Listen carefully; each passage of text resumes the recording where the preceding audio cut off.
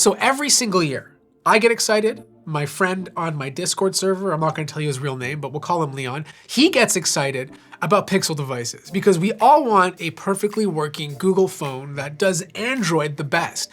And every year we're left kind of disappointed, either by software problems or hardware issues. This is the first year that I've picked up a Pixel device and I've had zero issues. This is hands down the most solid Pixel phone I've ever used. Now, I will make the argument that this Pixel 7 Pro is what the Pixel 6 Pro should have been last year, because all the changes they made to the newer version are small refinements to make the product better. For one, the design is very much the same, which is fine. This is a new design for Google, and either you love this look or you don't. Personally, I think it's okay. You know, like it is different, but it's not my favorite design. What they did though was take the camera bump on the back and they mended it into the body. So it's not a separate piece anymore. It's now part of the construction. They smoothed it out. It just looks a lot cleaner. The previous version just looks like they took the camera and like slapped it on without no consideration.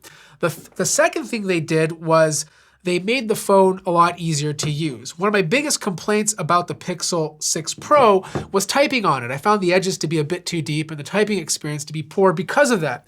What they did was they kept the same length of the phone, the thickness is identical, but the width of the newer Pixel 7 Pro is actually slightly larger. And they did that so instead of having the glass drop down right away, the glass kind of takes longer to drop off, which means you have a flatter display. If you've ever used a Galaxy S22 Ultra, that's exactly what it feels like to use the Pixel 7 Pro. I'm also happy to report that the fingerprint scanner is perfect now. Like there's zero issues of me logging into the device or having to like retap it over and over again to get into the phone. But the one thing that I'm using now that I couldn't do before is Face ID. So the way it works is kind of like Apple's. You look at the phone and then it unlocks, but it doesn't take you in right away. You have to like look at the device and then tap the middle here and then it logs you into your phone. So it is fast, maybe not as fast as Face ID, but it does work very well. The speakers also sound different than the Pixel 6 Pro. I don't think they're different in the sense they are using new hardware.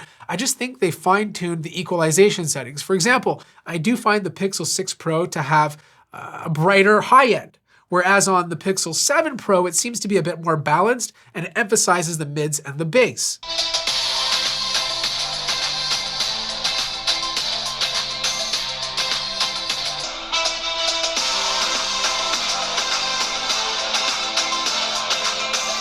Now, one of the biggest complaints about the Pixel 6 Pro was call quality. It was awful. Not for me at least, but I know a lot of people had dropped calls, their reception wasn't as good as their previous devices. It was a big issue. It's a known reported issue out there.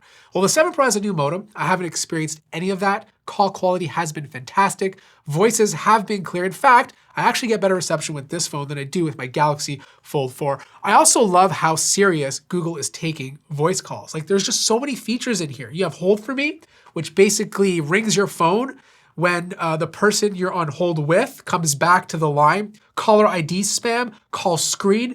It's just a lot of good little features. I can even like record the conversation and have it transcripted so that I can read through it later. It's just a very powerful use of AI. Now, the one thing I noticed right away is screen brightness. The Pixel 6 Pro was not a dim display, but it wasn't bright compared to the competition. Like the max peak brightness it could go up to was about 867 nits.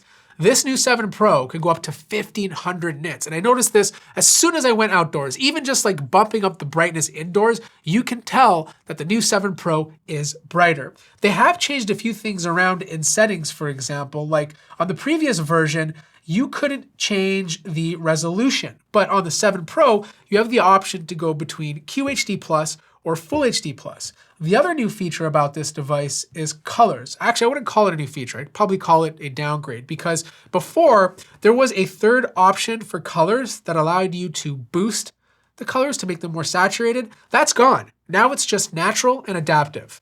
In terms of performance, the Tensor G2 that's in the new Pixel 7 Pro is a bit faster than the original one. It's not massively different, but you will find faster single core, multi-core clock speeds. The biggest jump that I saw was actually in read speeds, like your SSD that's inside of here is significantly faster than the 6 Pro, but everything else is just a slight bump in terms of performance. I didn't have any issues with apps crashing or glitches or restarts.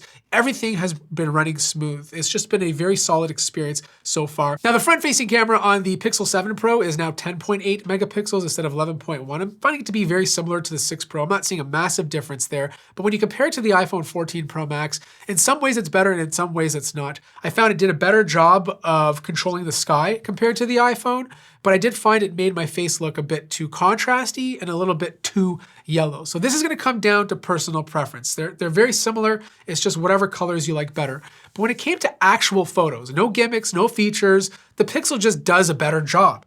Like, there are so many photos that I took of the sky where the iPhone completely blew it out, whereas the Pixel shot it perfectly. The dynamic range on the Pixel device is just better. I found that the iPhone was leaning towards a warmer tone, and it would crush some of the blacks too much that you would lose detail in some of these objects, whereas the Pixel was able to keep it all.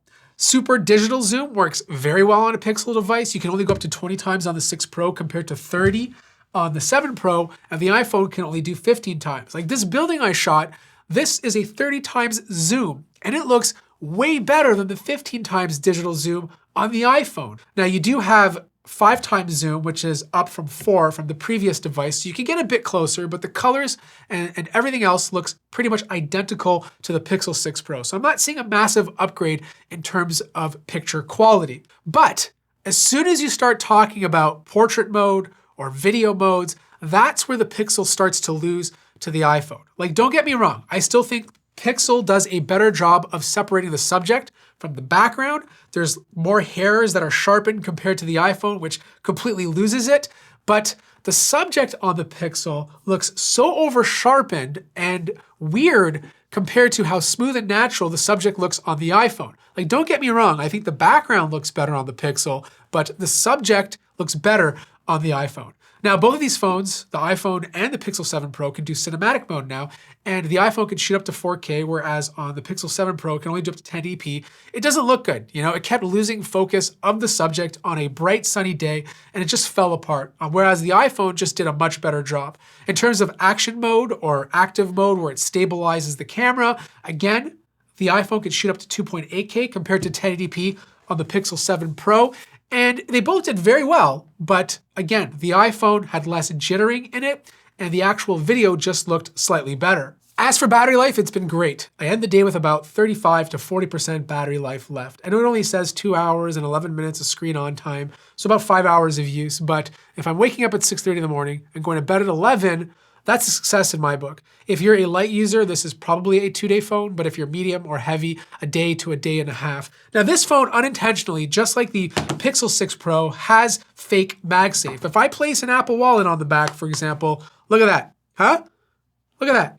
I think this is even stronger than the iPhone 14 Pro. Like, this just doesn't come off. So if you have an old Apple Wallet lying around and you're switching to a Pixel, this is still gonna work. You're just not gonna get any of the Find My features that go with it. I should also mention that if you are planning on using this phone without a case, it's still very slippery. And as you can see here, it gets a lot of dirty fingerprints. Dbrand channel sponsor has a new digital Camel skin out that looks absolutely awesome. So look, if you have a Pixel 6 Pro and you have no problems with it and you're not experiencing any of those reported issues, then this is not an upgrade for you. Like, you're not gonna notice that much of a difference. But if you've been on the sidelines and you've always wanted a Pixel device because, like me, you appreciate the look of stock Android and all the cool little features that Google brings specifically to their devices, this is the Pixel to get. It may feel like a Pixel 6 Pro S, but it's refined, it works well, it's fast, the cameras are good, even though in the video department, they still need a little bit of work, they've refined everything else. Add in the 4 to 5 years of upgrades and the very fast and scary Google Assistant integration, which is like a really big part of this phone, you have one of the best Android devices you can buy today. Anyways, that wraps up this video. Like the video if you liked it, subscribe if you haven't already, and I'll see you guys in the next one.